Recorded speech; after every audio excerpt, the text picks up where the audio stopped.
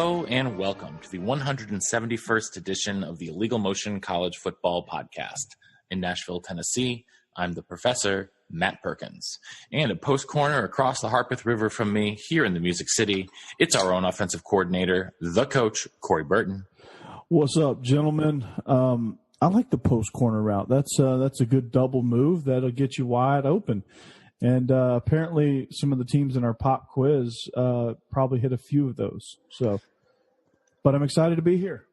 All right. Well, we can't get started without the third amigo in the second city, a man who has Army in his poll this week. It's our intrepid blogger from Big Ten and Counting, Josh Cook. Yeah, I crunched the numbers. I came on down to Appalachian State and Army as the two most deserving teams out of my pool. And to be honest, Army just has a better opponent's winning percentage in the overall schedule. And when you just look at the wins, Army also has a higher opponent's win percentage. So Army, I gave the nod to, but Appalachian State's knocked on the door. But for that real AP poll, heck of a story. It's the first time the Mountaineers have ever been ranked. Yeah, I think you're splitting hairs there too. I think both those squads are definitely deserving, especially over some of the Power 5 teams that are a little bit lackluster, but still getting in the AP poll just based on name recognition alone. Ooh. Oh, it's the. That's someone weighing in. I will say this. We'll talk about that game in a little bit, but in terms of the polls, it's got to remember it's not who's had one of the 25 best games of the week. It's all about resume, and Purdue's still digging out in terms of being able to be ranked from that 3-game skid to start the season, especially the Eastern Michigan game, probably the biggest mark on their resume. But if they win their next game, East Lansing going against the Spartans, that'll certainly help them to get in the polls. And then obviously the week after that, they take on Iowa at home. So two great opportunities for Purdue to get ranked after a game we might be talking about in a little bit. All right. Well, both Purdue and us here at Legal Motion got off to a bad start on the season in terms of games. Them on the field, us picking them. Fortunately for the Boilers, they've turned it around. Guys, we have not. Another rough week for us. Josh, I hate to break it to you, man. You were 1-5 last week. Coach, you and I are both 2-4. Our guest picker, my dear father, was also 2-4. We were all on the wrong side of that Auburn favored by 4 at Ole Miss, and Northwestern favored by 20.5 at Rutgers. They barely squeaked by the Scarlet Knights. I had Buffalo covering Toledo. Both Coach and Fred had Nebraska over Minnesota -4. And Josh, Fred, and myself all had Marshall covering that 4-point spread at home over FAU. So before we get into some of the big games, though, guys, let's hit some quick slants. Josh, I'll throw it out to you first. Yeah, my first one is just talking about some of the craziness in the Big Ten in terms of the weather. Indiana almost came all the way back against Penn State in a crazy whipping wind. It was so bad they had to have all the pylons just laying on the side. They couldn't keep them up. That was pretty crazy. Iowa shut out Maryland in what was also a windy game. It was a pretty consistent about 25 to 30 mile an hour wind with gusts blowing up to 40. So some of you might have seen the score and go, oh, well, Iowa didn't really do much offensively, or seen Nate Stanley's line. There was nothing that they could do. It was crazy wind. And then by far the weirdest weather of the weekend had to have been that snow shower that hit Madison briefly. I was just dumbfounded. It was sunny before, it then got snowy, and then it was beautiful sun again in the third quarter. That was crazy. You got all 4 seasons in Madison in that one game, which was kind of fun, actually. I'm not going to lie. I kind of enjoyed it, watching it on the TV. But, so, Coach, what have you got for your first slam? Well, I'm going to take you around the SEC, some of the undercards, because there were some interesting games lost in the SEC and lost in the shuffle because it was such a good slate of Pac-12 and Big Ten games. And then, of course, the LSU-Mississippi State game, which we'll talk about later. But some of the undercard games were actually pretty good. Auburn, they found themselves in Oxford. They were victorious 31-16. Jatarvius Whitlow had 170 on the ground. Of course, Auburn taking advantage of a few turnovers here, and they just I don't know, they found success running the football, which is something that I've always said every time I talk about Auburn that Gus Malzahn's offenses need to be able to do. They finally did that. Whitlow is proving he's getting better each and every game, and it was something to behold. Jordan Tiamu was 27-46 for 324 in that loss. So that was good. As far as numbers go, obviously it's not good in the win-loss column, but Auburn's defense showed back up. They were able to slow down what was a red-hot Ole Miss offense. And so good game there by the Auburn Tigers. Vanderbilt going on the road, giving Kentucky everything they could handle, but poor Vanderbilt, 0-4 in the conference, just can't seem to quit tripping over their own feet in these type of games. Benny Snell, of course, 32 carries, 169 yards, and a score. Kyle Shermer had a okay night, 15 of 23 for 216 and a touchdown. What looked to be a very just kind of an up and down slugfest type game. It wasn't real sloppy, I would say. It was just a lot of just tough yardage and teams just trying to find themselves there. So another good game there. Surprisingly, Missouri ran it up 65-33 over Memphis. Drew Lock, 350 and 4 touchdowns, had himself a day.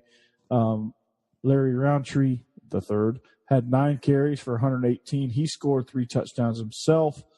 So that was a big day for if you're a Missouri Tiger. So the home Tigers beat the road Tigers in that contest. A team that was surprisingly competitive. And when I say competitive, the score doesn't necessarily reflect some of the good things that Tennessee did in this game. The story of this game and the reason why it was 58-21, Jeremy Pruitt said it best. The only way we can slow down Alabama is to go through a couple of recruiting cycles, meaning that they just do not have the players. He went on this big, long, I wouldn't say rant, but he had this big, long quote that was talking about how, he's got guys that can't even look over to the sideline for signals. They don't know what to do. We just don't have the horses to compete with Alabama right now, but we're going to play hard and we're going to give you everything we got. Tua Tagovailoa was banged up coming into this game, had another brilliant game, 19 of 29, 306 and 4 touchdowns. Josh Jacobs was the leading rusher with 12 carries, 68 yards and 2 touchdowns. And, just an overall another ho-hum big day for Alabama. So is anybody going to challenge him? I don't know. Yeah, what's Tua up to? 25 touchdowns and 0 picks, I think? Yeah, something like that. Yeah, I'll get you his official numbers here. It's pretty absurd. 25 and 0. He's over 2,000 yards now. He's completing 70% of his passes. It's just not fair that Alabama actually has a quarterback now. I know. His career TD to his career ratio is 36-2. I'm surprised he has 2. Yeah, he threw one in the national championship game. That's right. To DeAndre Baker. But yeah, so that was kind of the I think there might have been one other game. I'm not sure. But we need to move on. Yeah, we definitely need to move on. For my first slant here, guys, I wanted to quickly go over a couple Pac-12 games that we won't be getting into deep roots. But don't look now. UCLA is on a 2-game winning streak. After their 31-30 win over Arizona at home, Wilton Speight, former Wolverine, stepped in for an injured Dorian Thompson-Robinson, threw 2 touchdowns, no picks. Joshua Kelly topped the century mark for the 4th straight game on the ground for the Bruins. In his first collegiate start, Wildcat quarterback Rhett Rodriguez, a.k.a. Rhett Rod, he put up some pretty pedestrian numbers, 15 for 34, 2 touchdowns, 2 picks, against what had been a relatively porous UCLA defense. However, the Bruins were able to force some timely turnovers and hold on in the end. Elsewhere, Utah's offense finally showed up against a banged-up Trojan squad en route to a 41-28 win. Tyler Huntley had by far his best game of the season. He went 22 of 29 for 341 yards and 4 scores to go along with a rushing touchdown. And the Utes rolled up more than 540 total yards of offense and they managed to hold USC to just over 200. JT Daniels got injured, and Matt Fink had to take the reins in the second half. But frankly, it did not matter who was playing quarterback for USC. The Trojans' defense was outstanding all game. 28 points is a little bit deceiving. 7 of those came off of a fumble return for a touchdown, and 2 of USC's 3 other touchdown drives all started in Utah territory. At this point, the Pac-12 South might be the most confusing division in all of college football. Every team has at least 2 conference losses. And, guys, I'm beginning to sound like a broken record, but I picked Utah at the beginning of the season, and I'm still feeling pretty good about it. So, Josh, what have you got for your second slant?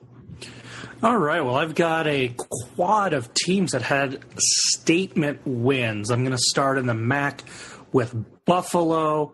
They had a downright stinky first half, a lot of turnovers in their first half. Went in the locker room down 17-7 at Toledo. Not an easy place to win there in the MAC. Yeah, they came out angry. They shut out the Rockets in the second half. They dominated the game once all the stats were in. 32 first downs to 8. 8 of 20 on third. Held the Rockets to 1 of 12. Had almost 200 more yards than the Rockets. Really, really impressive day for the Bulls. They sit now at 7-1 and are undefeated in the MAC, although the MAC has some interesting teams because out west, Western Michigan, believe it or not, is also undefeated in conference, as is Northern Illinois. So a very intriguing race towards the title game coming, but the Bulls got a big statement win for their push. Down there, in Conference USA, I think this was the only game I got right in our spread formations, but Marshall took it to Florida Atlantic 31-7, and Marshall did it with some amazing defense. 5 takeaways as they won the turnover margin 5-0. That helps you out when you get outgained and you don't have much of a passing attack, but Thundering Herd, beautiful defensive day. Speaking about defense, the UAB Blazers, they have statistically a really good defense, but we didn't know how good it would look against Mason Fine and that North Texas Mean Green. But the Blazers had no problem winning at home in Birmingham. They now control their own destiny as they have tiebreakers over North Texas and Louisiana Tech, the 2 presumptive best teams inside that division. So maybe don't do it in Penn, but I feel like in pencil you can put UAB in the Conference USA title game. Blazers are a very workmanlike team. They play that good defense. Their offense kind of does just enough, but against North Texas, they held the ball for 11 more minutes. That was the big difference maker. And then finally, a statement win from a Power 5 conference. How about Virginia going down to Duke? The Blue Devils are banged up, but a solid team, and Virginia doubled them up 28-14, held the Blue Devils to just 58 rushing yards on the day. That nasty Who defense had 2 takeaways. And again, time of possession helping these teams out. Virginia held the ball for 13 more minutes than the Blue Devils. Well done by all those teams. Absolutely. Coach, you got anything else for us for a quick slant? Just one really quick thing. A game that I really kind of enjoyed watching for a little while was the Oklahoma TCU game. For TCU, they have replaced their quarterback. That would be Sean Robinson. Sean Robinson, yes, he is out, and was he injured? Was he? Did they change him because of injury or because of bad play? No, he's a turnover machine. Yeah, they replaced him as an ineffective starter. Yeah, Michael Collins comes in. God, I couldn't think of his name for the life of me. I knew it was Collins.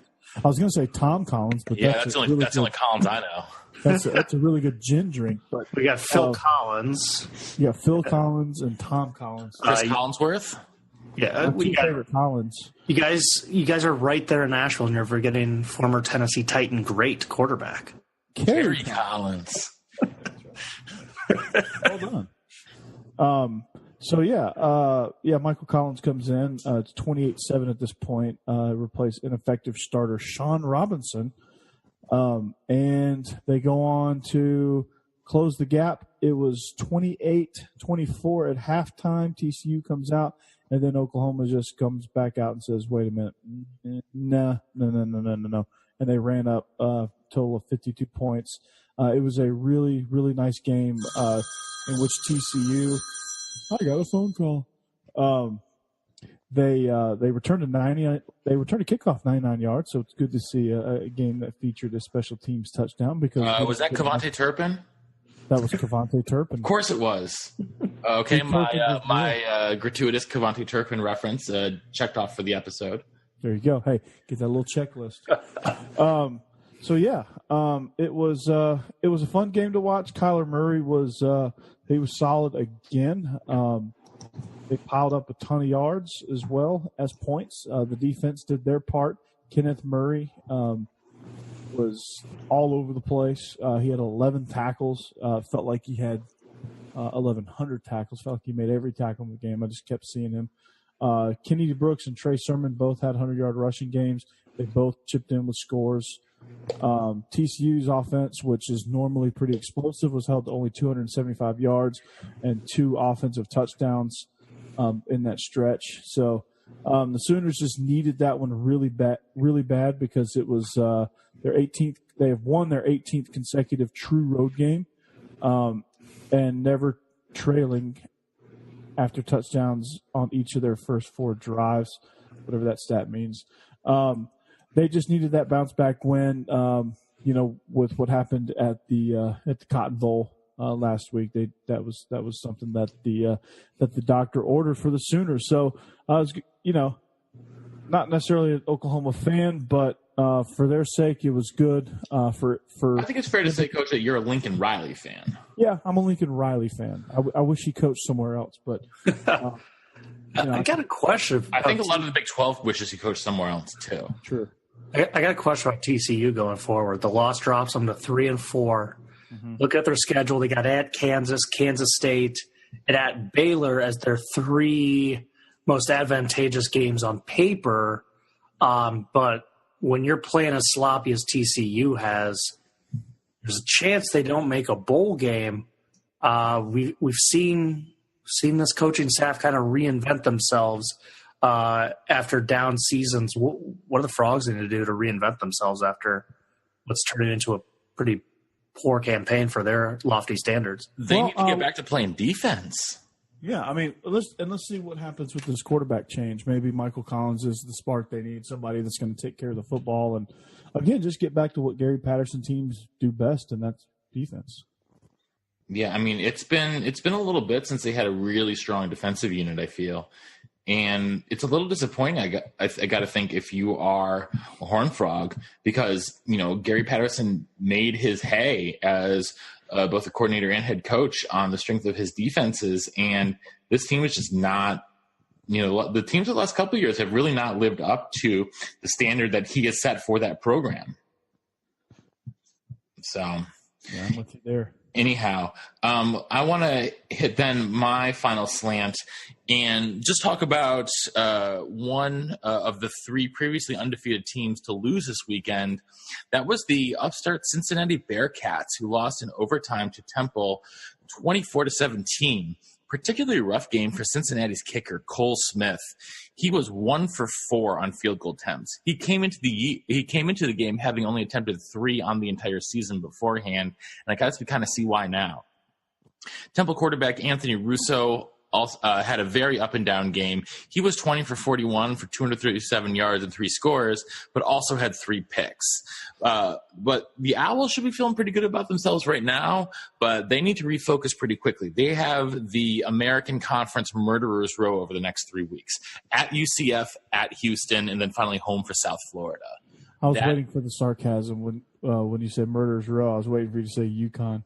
No, that's their final game of the year. Assuming they lose these next 3, they'll have to beat UConn, which is not very difficult to gain bowl eligibility. But still, those 3 games could leave them pretty demoralized, I imagine, if they do end up taking some sort of shellacking. in those ones because, as good as their defense looked against Cincinnati, and especially in stopping Cincinnati's quarterback, it's not the same when you're going against Mackenzie Milton. So, all right, gents. Well, before we hit the deep roots, time for a pop quiz. Actually, I forgot to do questionable coaching. Do we have time to squeeze that in real quick? We always have time for questionable coaching. All right, Coach. Here's mine. It's from the Iowa game. Talked about it already in one of the slants. Swirling wind, terrible conditions. Maryland has a really good running back, Ty Johnson.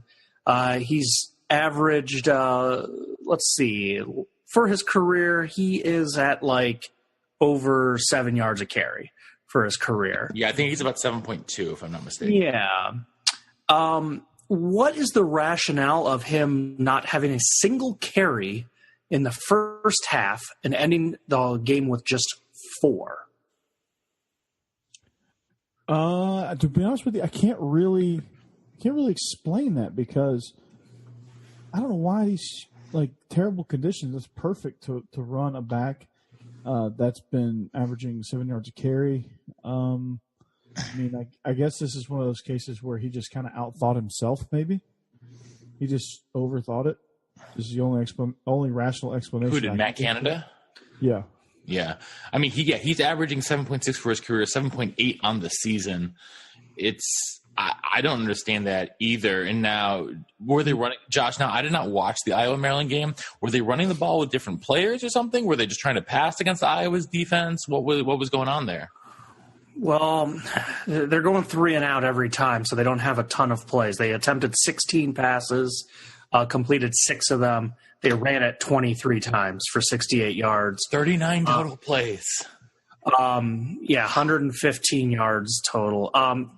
Their leading rusher in terms of touches was Anthony McFarland, a freshman who has played a fair amount this year. Yeah, and he was a pretty highly touted recruit coming out of high school. He was a 4-star guy coming out of high school. But Johnson's been a bell cow for them for a couple of years. I mean, he had a 1,000-yard season back when he was a sophomore.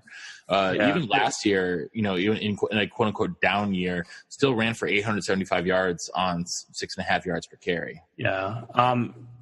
It was just bizarre to see as an Iowa fan who follows the Big Ten for the blog, obviously. I was a little worried. I just sort of assumed Ty Johnson would go all over the place and Maryland would get them the ball a lot. And as the game went on, I was like, well, shoot, this is fine with me for them to not give him a touch.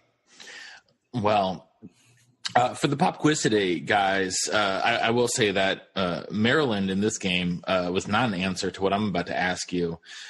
Gentlemen, we saw, even though in the Iowa game, not a whole lot of offense there have been some games that have put up a huge numbers of total offense. So what I'm asking you for, gentlemen, are the 13 teams this season that have put up 650 yards or more in a single game against an FBS opponent. If they included FCS opponents, this list would get way too long. It pretty much doubles. But there are 13 teams that have put up 650 yards against an FBS opponent. Josh, you are up first.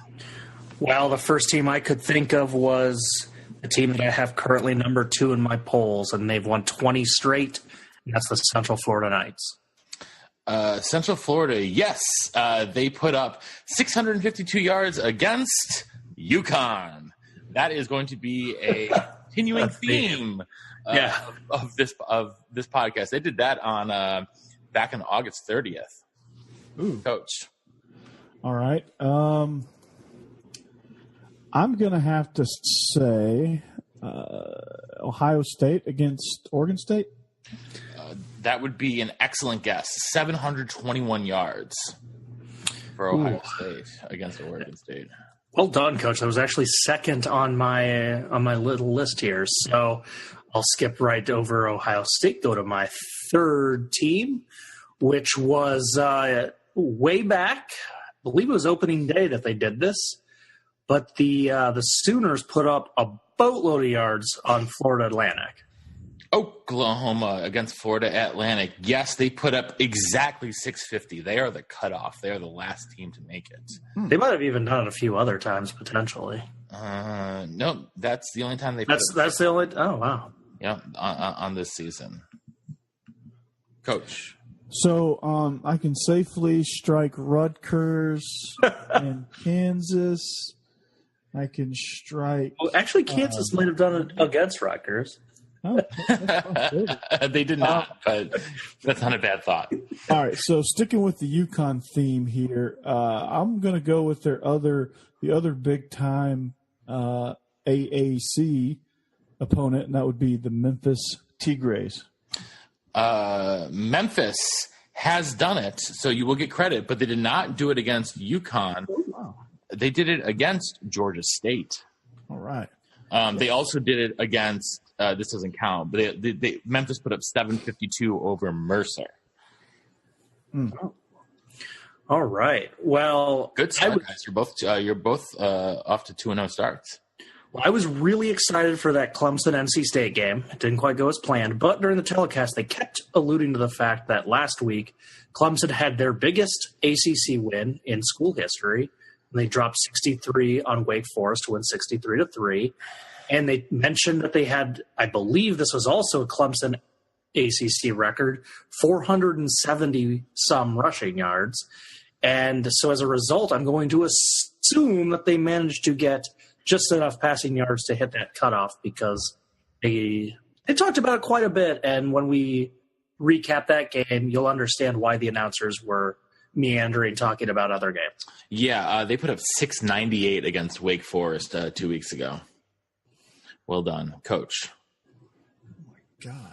Oh, my God. You went on so long, I forgot who you were saying. I forgot who your guess was. My guess was Wake Forest. Sounds all right. Riley Skinner. Heck yeah. Boise State. Excellent choice, Coach. Boise State has put up the second most yards in a single game this season against none other than UConn. They put up 818 yards on September the 8th. Dang it. That was also on my list. Mm-hmm. All right. 3-3. That was also on my list. Time to cross that one off. All right. Well, a little bit of reputation. I know that they've mixed things up a little bit lately, but I'm using my memory to say that the Texas Tech Houston game was a shootout, and it was. The Red Raiders came out on top of it. So I think did. they might have that 650 mark. Yeah, they hit 704 against Houston. Ooh. That's well a number. done.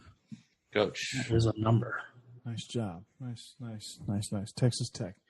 I'm gonna venture to say that.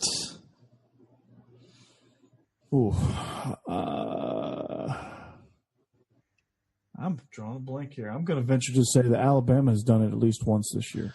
Oh, not quite. Alabama's top mark on the season came against Arkansas, where they put up 639, just short. Oh. Coach, that's your first strike. Yeah, I'm surprised it took them that long. I don't blame you, Coach. That was on my list. So,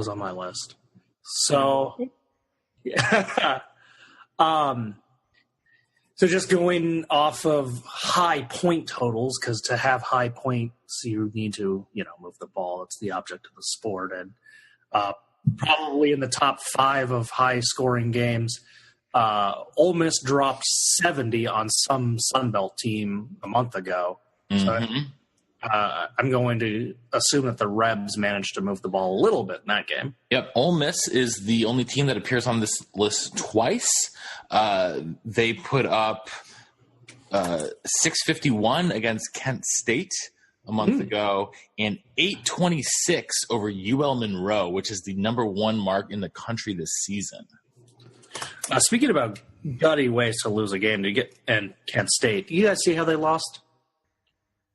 No. Oh, I think I read about this. Refresh my memory.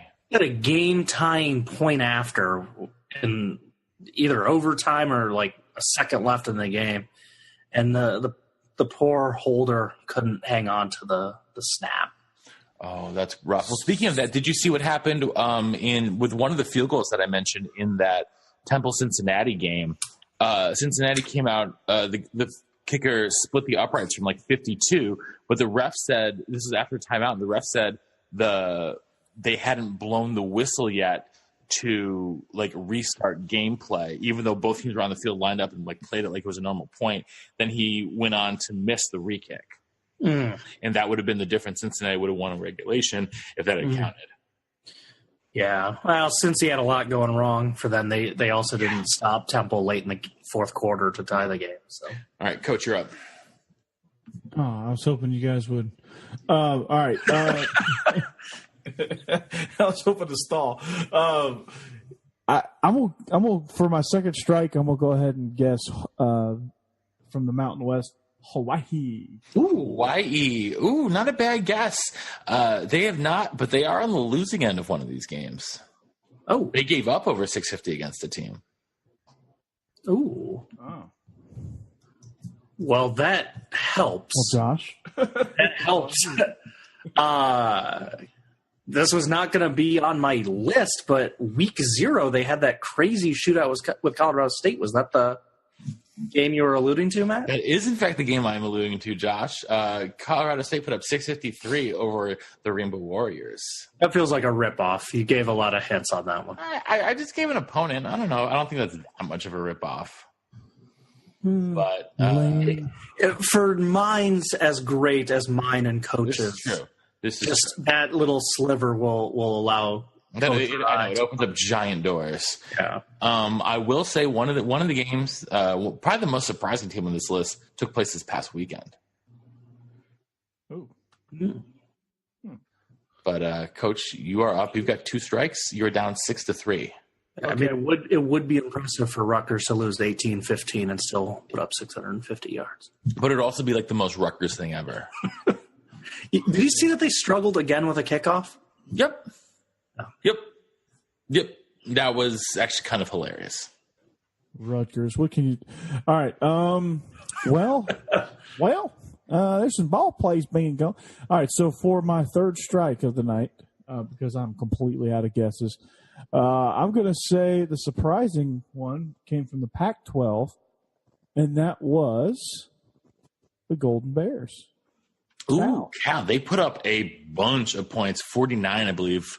I think they won 49-7 this weekend, but they are not. They do not appear on this list. So, sorry, Coach, you have struck out. Josh, any more guesses off the top of your head before I give you guys the rest of the answer? Just thinking about opponents that Connecticut's played. Maybe Syracuse with Eric Dungy. Maybe Mason Fine in North Texas before they hit conference play and things didn't go as well for them. Maybe Houston Cougars. They've got a pretty good offensive attack. And then Houston did it against an FCS team. They did it against Texas Southern. And then I'm thinking maybe Utah State. They have one hell of an offense. Maybe they've done it. Those were some of my deeper guesses. Yeah, that would have been. Those were nice. The other team to do against UConn was Cincinnati. Okay. Back September 29th, they put up 659. Teams you guys missed, UL Lafayette, the Raging Cajuns, actually have the third most yards in any game this season against New Mexico State. They would never have got 759 a week ago. No. Other teams that you guys did not hit, that would be you hit Memphis, you hit Ohio from the MAC over UMass. Yeah, I never guessed that either. They put up 664. When I think of Frank Solich teams, I think of defense. And the final team, this is the one that surprised me. Nebraska put up 659 on Minnesota this past weekend. Oh, yeah. Yeah, Josh, you even recapped that game a little bit in your in your quick slant. Also, I want to say I'm about to go on a PJ Fleck rant for a second, so buckle in. I don't know if you guys saw. I don't know if you guys have seen for the coming week the jerseys that Minnesota is going to be wearing. Now I gotta Google it. So they're putting Minnesota on the back instead of the players' names. I hate that. And do you know why they're doing that? some of them don't know how to spell the name of their state. Well, that's that. No, they should. I mean, the crowd chants it out all the time. But he's doing it, as he said, as a statement about not being bigger than the team. Now, he is doing this simultaneously while making the entire team wear stuff that has oars all over it to promote his own brand. So kudos to you, PJ Fleck, for being the most hypocritical narcissist that we have in college football, and that is saying something. Oof. Yeah, I hate that. Matt, you were at the Gallatin game, weren't you? Yes, I was. Yeah, they do that. Yep. I hate that. Station Camp did it for a long time. These are high schools for those of you listening. Yeah, these are Middle Tennessee high schools. But I mean, we've seen. I think it's one thing when the service academies do it. I don't mind it as much when they do it because I think that there's a different aura around football at service academies. Well, I mean, why don't you just take the names off and go blank? Yes, absolutely. Just go do the Penn State look, do the Notre Dame look. I'll tell you, I'll tell you one of the few times it's acceptable to do changing your names on the back. UAB Blazers, they've been getting a lot of love on that show. They put the names. The XFL? No. I was literally just about to say he hate me. No, the UAB Blazer players, they put names of kids who are fighting cancer on their jerseys. Oh, that's wonderful. That's absolutely wonderful. Yeah. That's actually a perfect segue to the first game because if any of you watched College Game Day and did not, get a little dusty about the story of the Purdue student fighting bone cancer and who was there at the game against Ohio State. I just happened to be chopping onions, Matt. You don't have to tell the world I was crying. Man, that was like, I'm a sucker. Tom Rinaldi gets me every time, man, and I hate to admit it, but good grief. That game, we're going to start our deep roots with what was the biggest upset of the weekend. Purdue? Dare I say that's why Josh, has this been the biggest upset of the year? Purdue over Ohio State? Probably. I mean, second-ranked team going down. The only other to an unranked team, it's an unranked 3-3 team. Yeah, I think all the other top 5 teams to have lost. Georgia lost at LSU. All the other top 5 teams, top 5 to 10 teams to lose have. I think the only other thing that's close is probably Wisconsin losing to BYU when they were number 5. Yeah, I know the season hasn't panned out as much as they would have expected, but Virginia Tech losing Old Dominion's also baffling. That's true. I forgot about that. But so it's on the short list for biggest upset of the season. Anyhow, it probably has the biggest implications for the playoffs. Oh, if you want to measure an upset that way, without a doubt. So Ohio State went into West Lafayette and didn't just lose; they got walloped by Purdue. So, Josh, you're our Big Ten guy. There's a lot of places we could start with this one, but I want to get the obvious out of the way first. Rondale Moore is a stud. Yeah, and he's got blazing speed, and so I mean, he looks like freaking Tyreek Hill out there. That is the only comparison I can make. He's college's Tyreek Hill for anyone. Yeah, and look, he would have had a good day regardless. I'm not taking anything away from him. I'm just going to talk about Ohio State for why he was breaking off big play after big play, and Ohio State undeniably talented.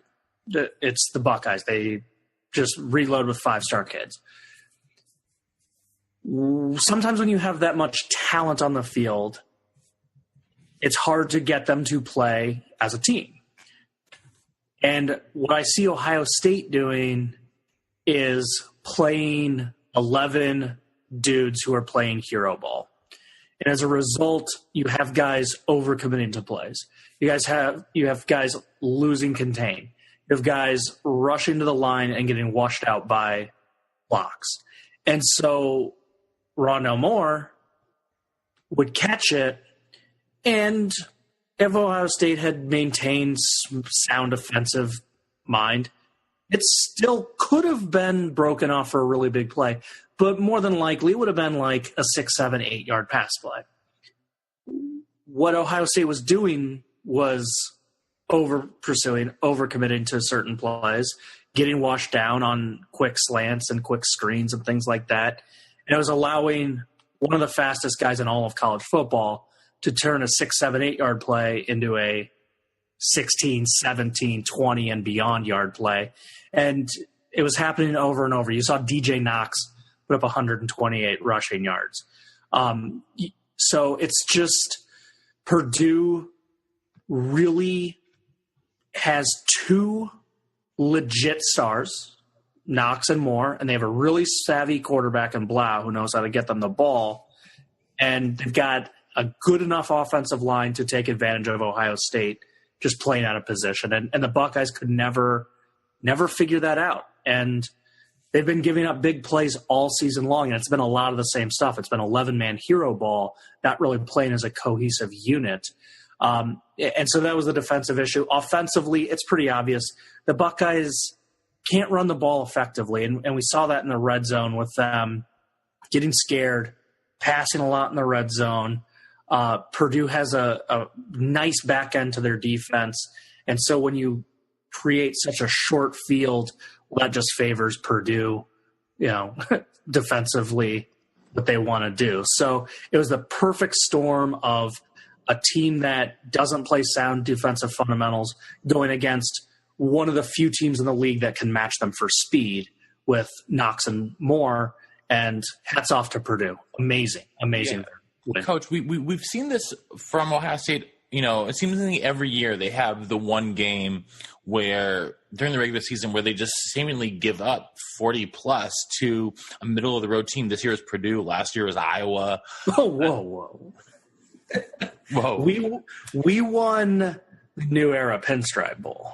If that's middle of the road. Over who? Pitt? I feel like Pitt's in the Pinstripe Bowl every year. No, it's the second team that's always in the Pinstripe Bowl is Boston College. Oh, my bad. But Coach,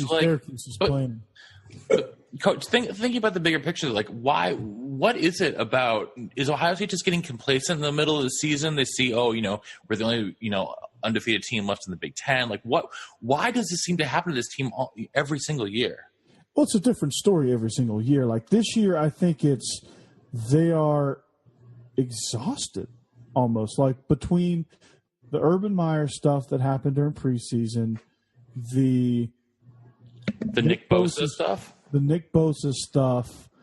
and then just Dwayne Haskins just skating by early in the season. His turnover issues, his accuracy issues, things like that weren't necessarily a big problem. They've come to a head now. The fundamentals of slack, they probably just haven't. I don't know. It just seems like they haven't really worked fundamentals. I don't know. They took Purdue lightly. They said, we can just roll out there and beat Purdue. They're not that great. We're just trying to get by. And, I think they just had too many distractions. And I think that Ohio State has gotten away from some of the stuff that's made them successful in the past. Josh, why on earth is Dwayne Haskins throwing the ball 73 times? They're just not run blocking particularly well, and for whatever reason, some of their talented backs are struggling to find what few holes are produced, and they just haven't been able to run the ball very well the last few weeks. And their defense is so flat. I just watched Knox break off that 42-yard touchdown run. There was the defenders weren't fighting it off blocks. Safeties were out of position. It was good. And I see a lot of Ohio State guys seemingly going for the big hit instead of wrapping up as well.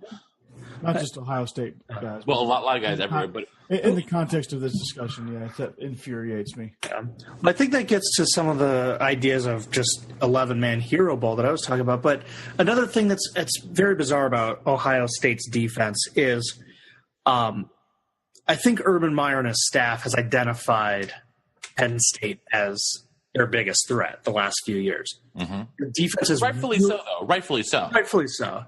And their defense has been really, really well constructed to stop Penn State's deep ball threat, because that's one of the things Trace McSorley does really well, is stretch defenses. So they have a nice back end in terms of speed, covering the big play, getting rid of that type of play.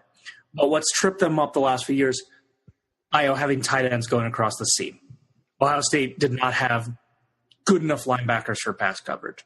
Then this year, Purdue spread you out almost. Purdue at times almost looks like one of those vintage Chip Kelly Oregon teams where they're spreading you really wide. They're doing a quick hit.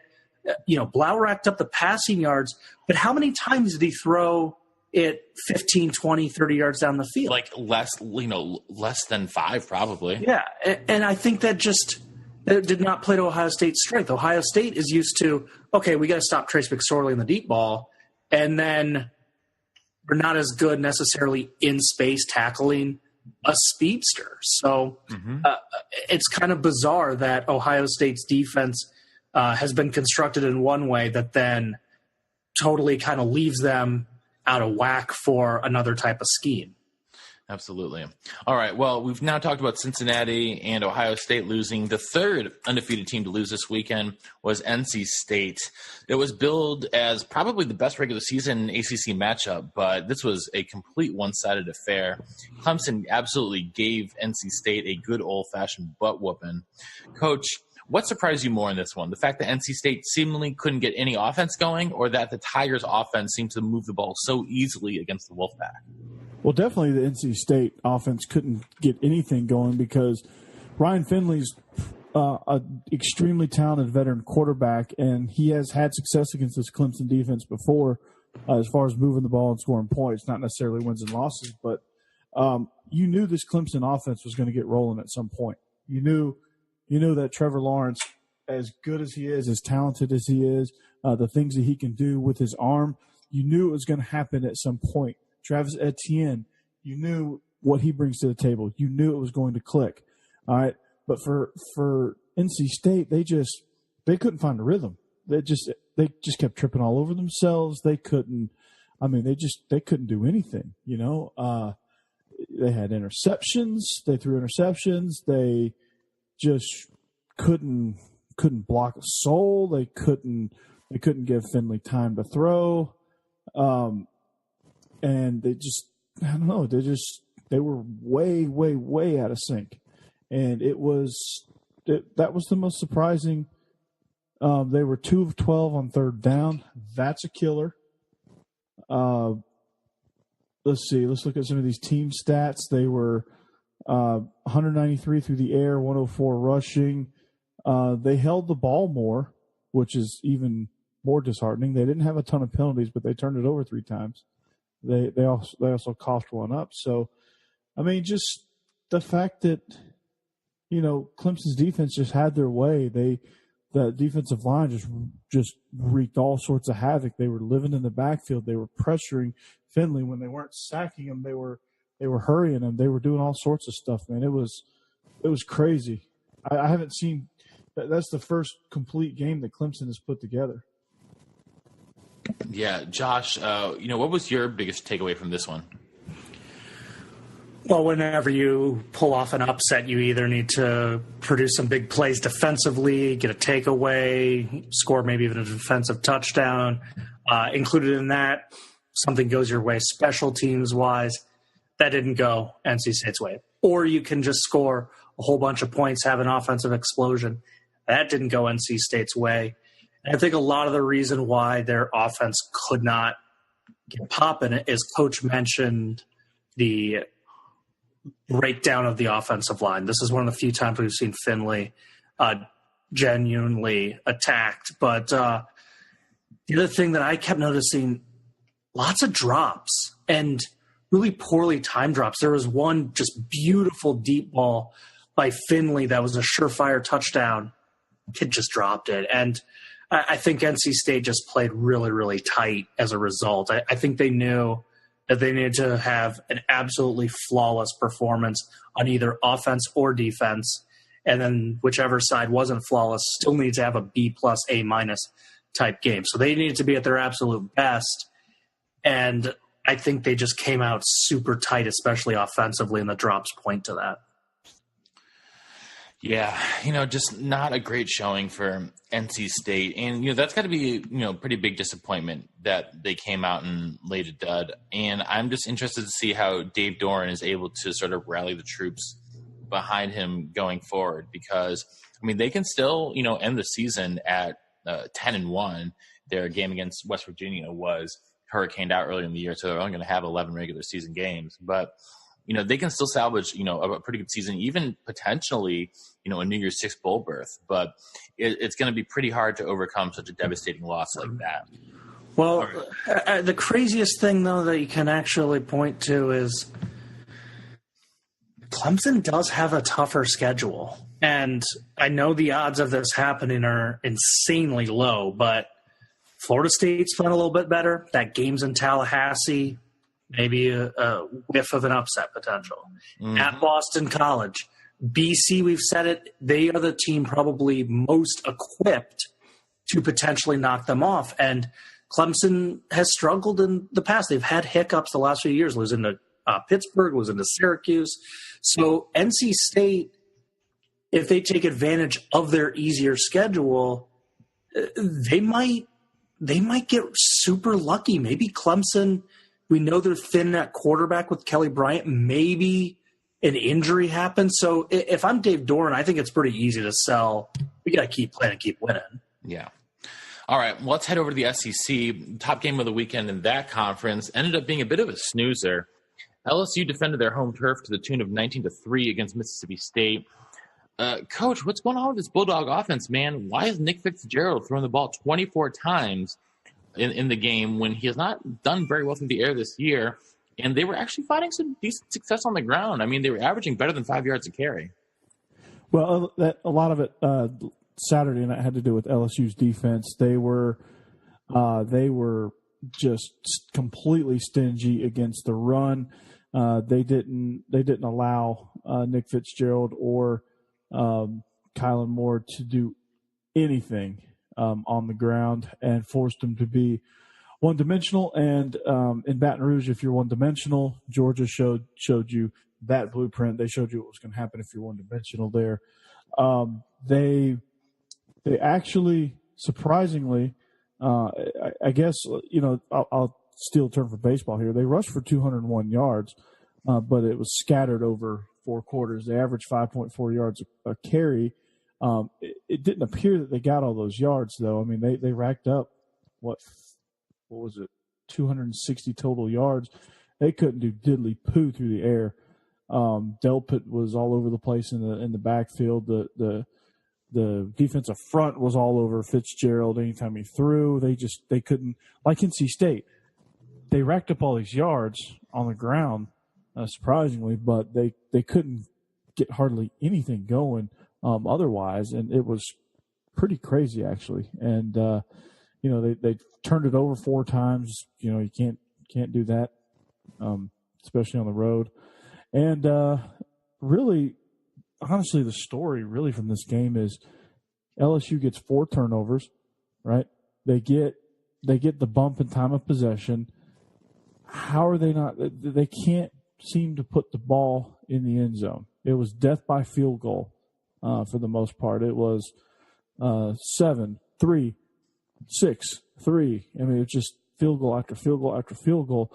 And at some point, mainly next week, when they play, or the week after next, they're on a bye, I think this week, but next week when they play Alabama,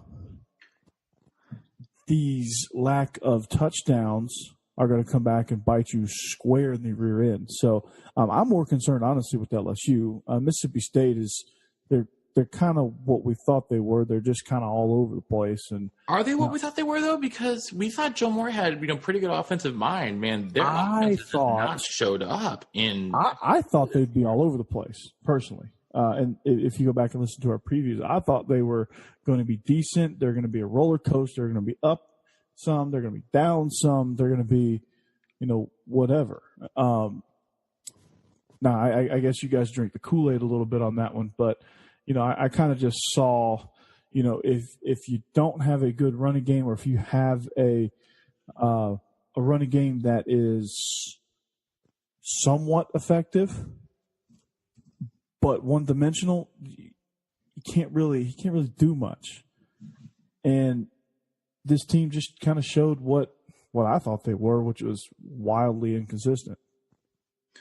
Yeah, Josh, looking forward, I think, because from this game, I don't think there's a whole lot to take away from it. But do you think LSU can, turn the defense up against Alabama in a couple of weeks? No. All right, fair enough. Well, I do want to rag on Mississippi State more. By all means. Okay, so I think this is why people were buying the Kool-Aid coach. And I wasn't in line on that one. Well, I think Matt drank the most. Coach, you drank the least. Yeah, that's not a surprise. And I sampled it, and I could see why some people liked it. And that's because Fitzgerald put up decent numbers for a super mobile quarterback. And his numbers from 16 to 17 actually improved. But he's just fallen way off as a passer. He's down to under 47% completion. He's got just 4 TDs to 7 interceptions. He's fallen apart. And here's the thing. And Moorhead had a great running back. He knows to run the ball, and yet for some reason he refuses to do it. And I would be super pissed if I'm Kalen Hill. In their losses against Kentucky, he had 4 carries. In the loss against Florida, 9 carries. And in the loss against LSU, 8 carries. In Mississippi State's 2 most impressive victories of the year, at Kansas State, 17 carries for 211. Against Auburn, 23 carries for $126. He's averaging 6.8 yards a carry. And against LSU, on those 8 carries, he put up 42 yards for a 5.3 average. Get this guy the freaking ball or let him transfer, because Moorhead, you are wasting a true sophomore running back who is really talented. I don't get it. Yeah, I think on raw talent alone, he might be one of the 5 or 6 best backs in the conference. Once you take out, obviously Benny Snell, the plethora of backs that are at Georgia and Alabama. But I mean, he's a heck of a back. It's beyond me why he is not touching the ball more. It makes no sense. Well, all right. Well, let's head back to the Big Ten. In the battle for the Paul Bunyan Trophy, the Wolverines stepped all over little brother in Spartan Stadium. They held Michigan State to 94 total yards. And get this, 0 for 12 on third down conversions. Josh, was this more of a testament to how good Michigan's defense is or how inept Michigan State's offense is? Well, Michigan State's offense, they've been struggling all year. So to go against a top-flight defense like Michigan's, it was going to take a lot of luck and a lot of moxie, and we saw that with the Philly special. The problem was Michigan State needed to produce some short fields to let their anemic offense do some work. And they did have 2 takeaways, but it just wasn't on the right side of the field for them to get a gimme field goal, things like that. 0 for 12 on third down. You got to at least put 1 drive together, things like that. And I think part of the game, too, might have been that weather delay, because Michigan State was so amped up. They did their Spartan walk. They do that all the time. That's nothing new. The Michigan players were deliberately being assholes and warming up on the wrong side of the 50 to try and start something. I don't care what Harbaugh said. It was Michigan's fault for the little kerfuffle. But Spartans do their Spartan walk. They're really fired up. And then just a few minutes into the game, there's a crazy long delay. There's like a 2-hour weather delay. And I think that really favored the more talented team in Michigan, and that they got to just kind of regroup, calm down, figure a few things out, probably watch a little bit of tape for the coaching staff, whereas Michigan State's probably thinking, oh, crap, this is, This is our shot, and now we're just kind of sitting around waiting.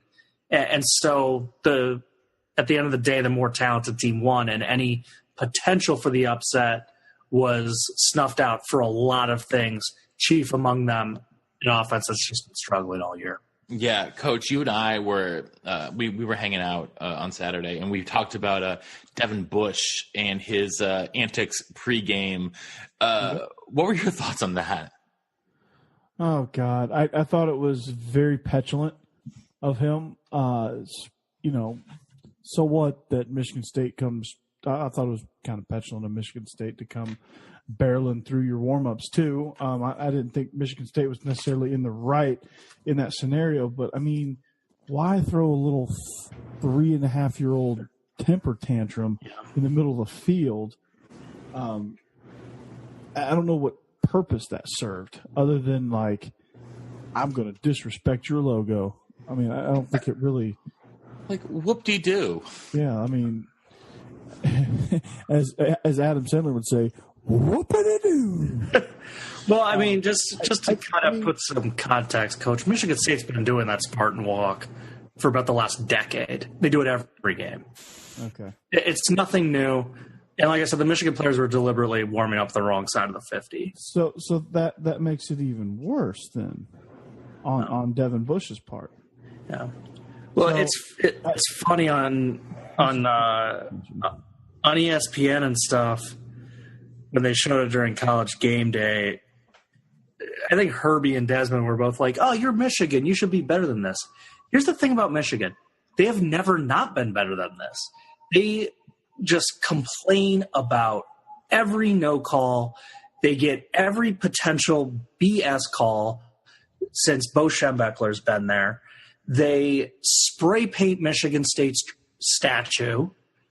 Granted, Michigan State spray paints parts of Michigan campus, but this is just Michigan. It's what they've been. And, they did the Heisman pose. They couldn't even get the pose right. It pisses me off. It's ruined like high school kids doing the Heisman pose since.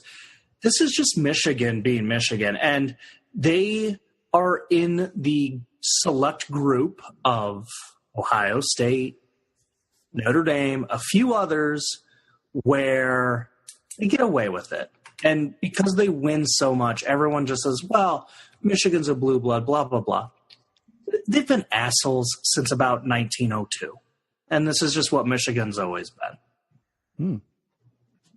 Yeah. So there you have it. All right. Well, let's move to the final game that we're going to talk about for this week. It's not like any of us root for the the scrappy team. Georgia competing with Alabama, Wisconsin and Iowa having to deal with Sparty's run, Michigan's run. Ohio State. Georgia has their own share of stuff that happens with Georgia Tech.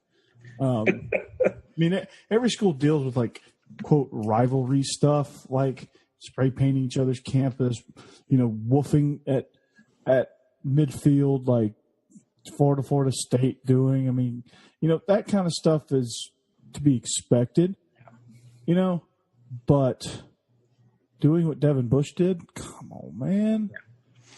Whether or not you're Michigan, Ohio State, Florida, whoever you think that the biggest a-hole fans are or a-hole programs are,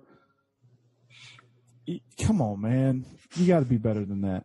Well, I'll tell you two schools that are the most little brother of little brother schools, because that's what Michigan fans like to call Michigan State. Georgia Tech. Georgia Tech might be on that list. I don't know them well enough, but just think about the Big Ten. Trust me. Just think about the Big Ten. On every kickoff, no matter the score, no matter anything, Purdue fans go, oh, and the ball gets hit and they yell out, IU sucks. You're not even playing them. Like, if you're thinking about Indiana against Ohio State, like, what are you doing? And then Minnesota has a cheer that goes, who hates Iowa? We hate Iowa. Who hates Iowa? We hate Iowa. They do it every game. All right. They will do it against Wisconsin during Paul Bunyan's acts. All right. How does this stack up? All right. So let's rewind back to 2007. Georgia Tech, Bobby Dodd Stadium, Atlanta. All right. Georgia is in a tie for first place in the SEC East with Tennessee. And they need Kentucky, who actually was ranked like in the top 5 at one point that season. They need Kentucky to beat Tennessee to send Georgia. All right, you with me? Mm-hmm. All right. So we beat the holy you-know-what out of Georgia Tech, right, on their turf. So we take care of our business. Now, at the same time, the Kentucky-Tennessee game is going on. And so you see Georgia fans looking up into the luxury suites where people are watching the game. And Tennessee wins in like double overtime. So what do the Tech fans start singing as they walk out? Rocky Top. They start singing Rocky Top. I mean, that's actually kind of funny. I'm not gonna. It's kind of funny. It's kind of funny, but they just got their. I mean, and like, I think that's an isolated. I'm going to give that a pass. What I'm not going to give a pass is when Wisconsin's up like 50-10, and Minnesota fans are chanting, "Who hates Iowa? We hate Iowa." Okay, I'll allow that, but I just thought it was funny. It's like it made me think of the kid that is being pulled away from a fight. His face is just all beat to what, and he's still yelling at the kid, like talking smack. It's hilarious. Yeah. All right. Well, finally, the big game of the Pac-12 this weekend did not disappoint. Washington State came out on fire after game day was up in the Palouse with a 27-0 halftime lead. Ended up hanging on to win 34-20. I think that this Oregon team is probably still a year away from being a true contender, especially if Justin Herbert sticks around for another year. But they showed a lot of moxie in the second half. But, Josh, looks like the Apple Cup is going to decide the Pac-12 North champion at this point. Ooh, not so fast, my friend. There's a certain team that I picked. Would that be the Stanford Cardinal? Stanford Cardinal. They have yet to play any of these top teams but Oregon. And they beat Oregon. And although it wasn't the prettiest game, they still beat Oregon. That is true. That is true. But yeah, barring Bryce Love getting healthy and Stanford figuring a few things out, it does seem that Washington State are a cut above this year in the Pac-12 North. And you mentioned that comeback. Don't want to, not talk about Washington State, but it's worth mentioning. This Oregon team, 27-0, everything going wrong on the road. I think you see a lot of teams pack it in. But Mario Cristobal has those kids buying in. They nearly came back. That was really, really impressive. So Oregon, hard luck day. Sometimes that happens after emotional, huge win just a week ago against those Huskies. So that can be rough to try and get up for another tough game. But yeah, Washington State. And who would have guessed that to turn this ship around and have his best team there and have probably one of his best teams of his career, that all the Pirate had to do was do it's this weird thing. It's this damnedest thing. It's called defense. Oh. And it's just been, we see it with some of these coaches where they have great offenses and we're just like, what are you doing? Like, why do you not give a crap about defense? Well, Texas Tech's finally playing a little bit better. Coach GQ has them playing defense. Washington State playing a whole hell of a lot better. And they have an outstanding defensive coordinator in Tracy Claeys. Very glad he's out of the Big Ten. That guy knows defense. Underrated head coach, but one hell of a defensive coordinator. He's worked wonders. And this is what's going to help Washington State out. It's finally playing some defense and not needing to win every game 55-49. They can finally actually pitch a shutout in the first half. They can finally get that key defensive stop when things are going wrong in the second half. It's totally changed it. Hats off to the Pirate for identifying it, in about his 18th year as a head coach. But he finally figured it out.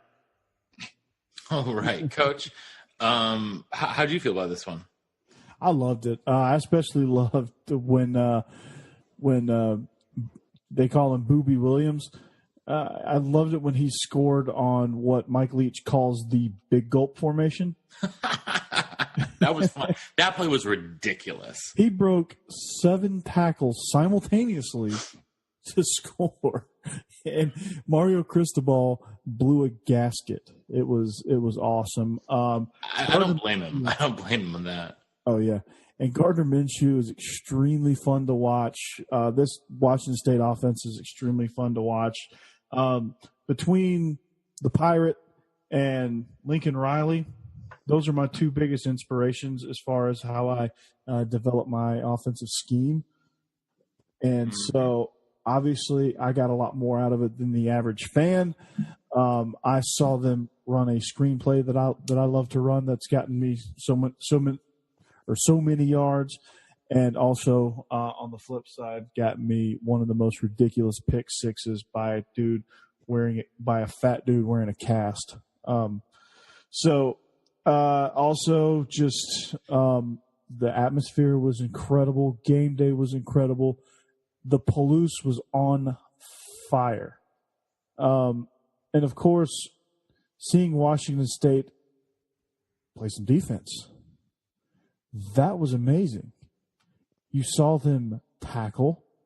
You saw them hold Oregon to 328 yards, which if you hold Oregon to 328 yards in the Pac-12 and you're Washington State, you're celebrating.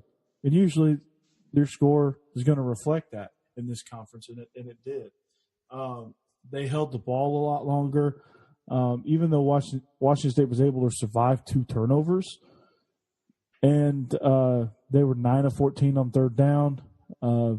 Oregon was just 5 of 16, not so good on third down. Just a complete dismantling of what I considered a top 10 team. They were just on the fringe of that, but I considered them a top 10 team and a favorite to win the Pac-12 at that point. But heck, you don't know now. I mean, let's just say that conventional wisdom is going to tell me that Stanford will probably end up the divisional champs. But I'm hitching my wagon in the Palouse. If I haven't already, I'm hitching my wagon to, or actually I'm docking with the Pirate, I should say. I like that. I like that a lot. I'm docking with the Pirate on this one. I'm adopting Wazoo as my West Coast team. Well, you know what's going to be a sexy matchup, gents? Next Saturday, this team we've been waxing poetically about, Wazoo, Rutgers, they head to the farm. Ooh, that is definitely going to be in our Duke Roots later this week. And then a week after that, Stanford heads up to Seattle.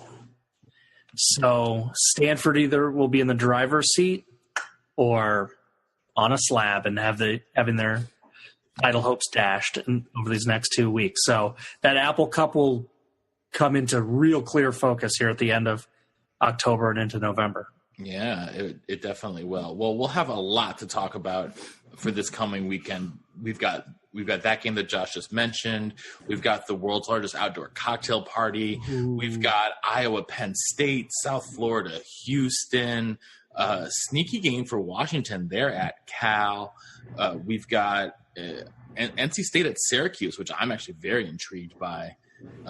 And good one in the Sun Belt. App State and Georgia Southern are going to be playing Thursday night. So going to be a huge one. Yeah, that's really fun. Yeah, so we'll be talking about all those games and more a little bit later this week. So unless there's anything else, Josh, I think that's going to just about do it for us tonight.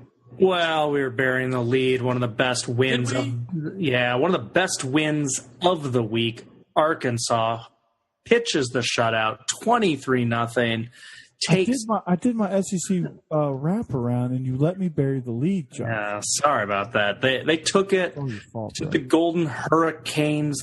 They couldn't get anything going. Tulsa ended with just 260 yards. The pass defense for the Hogs played much, much better. That was the difference maker. And for Arkansas, look, they got Vanderbilt next. Vanderbilt, they can't win a league game. That's going to be cakewalk. They have at Mississippi State. We've chronicled their struggles. They end with at Missouri. The way this pass defense is on fire, I expect them to lock down Drew Lock. They host LSU. Even if they can't get that upset, you really have to like their chances of going to a bowl game at 5-7 because Ole Miss doesn't get to go to a bowl game this year. So the Cure Bowl in Orlando is going to get to enjoy Arkansas. All right. Coach, final words from you. I don't know that I can top that. So, all right. Well, then let's not even try. So that's going to do it for us tonight here on the Illegal Motion College Football Podcast. So on behalf of our own offensive coordinator, the coach, Corey Burton, here in Nashville, Tennessee, and our intrepid blogger from Big Ten and Counting, and Josh Cook up there in Chicago, Illinois, this is a professor in the Music City saying so long and see you next time on the Illegal Motion College Football Podcast. we hope you have a Purdue type of day and not an Ohio State type of day. You know it. Purdue.